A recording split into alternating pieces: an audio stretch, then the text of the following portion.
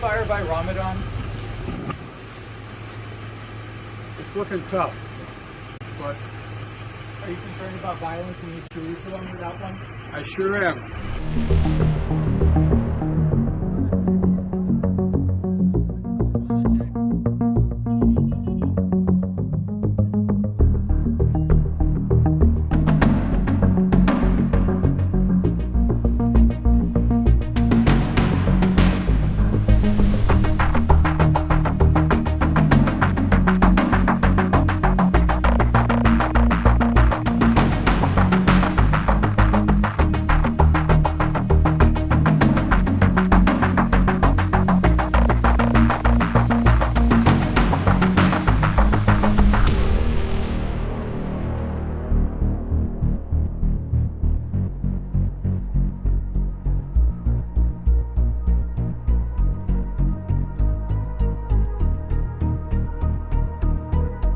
Press reports that U.S. airdrops resulted in civilian casualties on the ground are false, as we've confirmed that all of our aid bundles landed safely on the ground.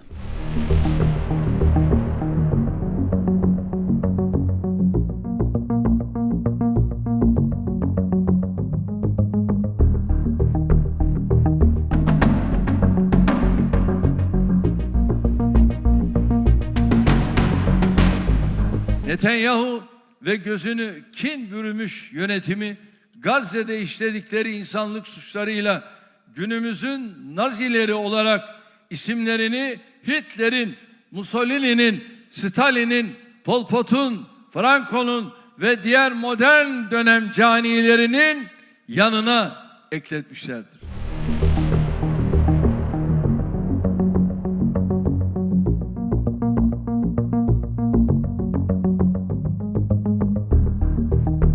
Kimse bize kalkıp da Hamas için terör örgütü ifadesini kullandırtamaz. Ve Hamas'ın liderleriyle çok açık, net her şeyi rahatlıkla konuşup onların arkasında dimdik duran bir ülke Türkiye.